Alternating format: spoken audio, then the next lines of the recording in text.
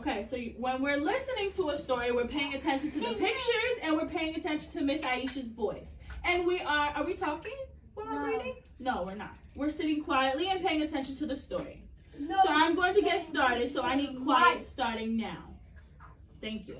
Our title is called Rosa, and it is written by Nikki Giovanni and illustrated by Brian Collier.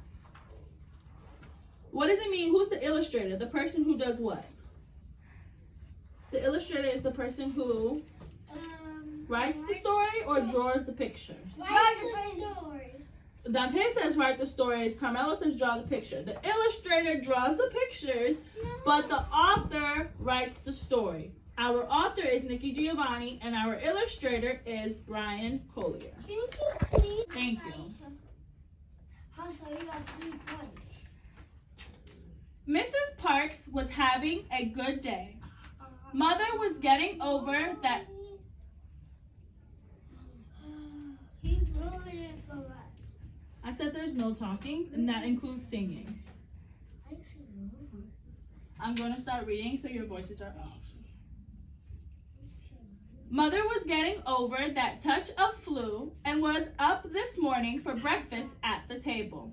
Her husband, Raymond Parks, one of the best barbers in the county, had been asked to take on extra work at the Air Force Base. And the first day of December was always special because you can just feel Christmas in the air.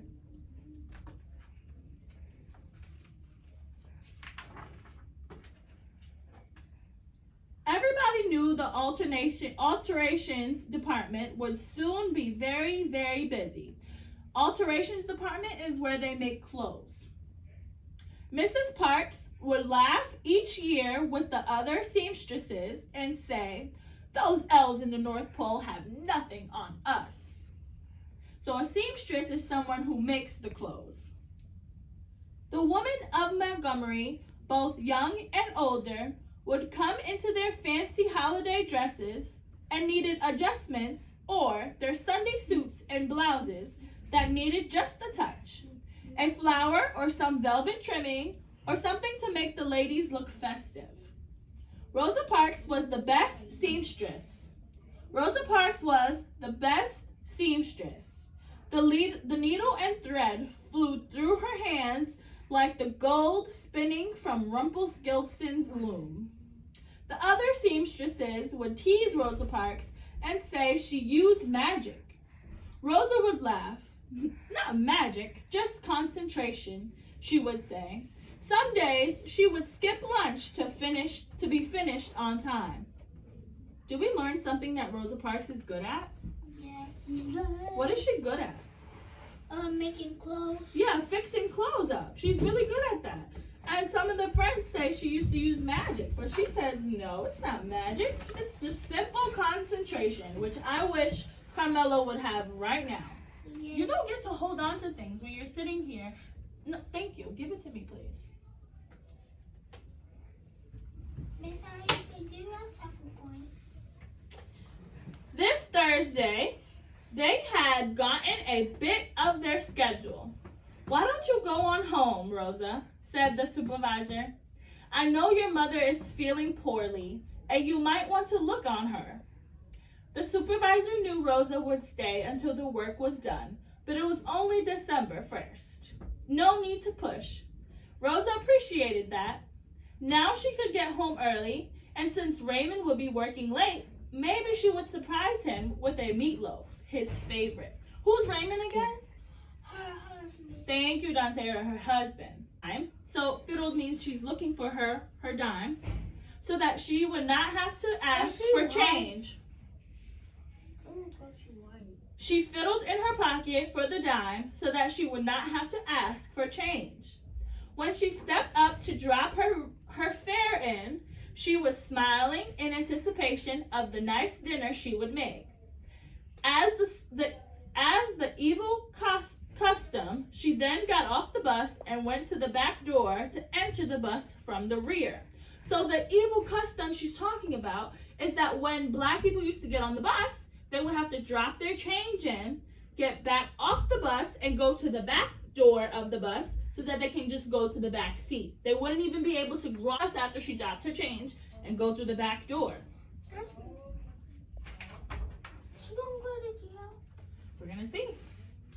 Rosa saw that the section reserved for blacks was full, but she noticed the neutral section, the part of the bus where blacks or whites could sit, had free seats.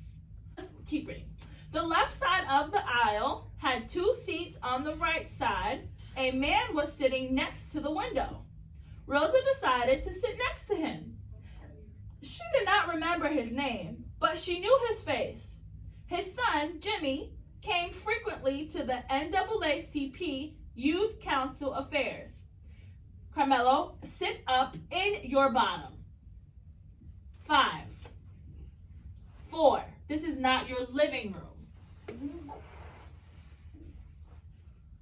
So she recognized the boy or the man because of her son.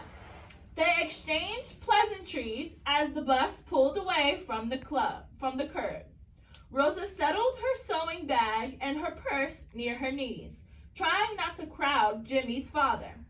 Men take up more space, she was thinking as she tried to squish her packages closer. The bus made several more stops, and the 2 seats opposite her were filled by blacks. She sat on her side of the aisle, daydreaming about her good day and planning her special meal for her husband.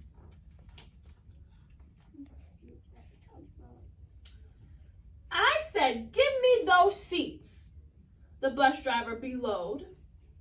Mrs. Parks looked up in surprise. The 2 men on the opposite side of the aisle were rising to move into the crowded black section. Jimmy's father muttered more to himself than anyone else. I don't feel like any trouble today. I'm gonna move. Mrs. Parks stood to let him out,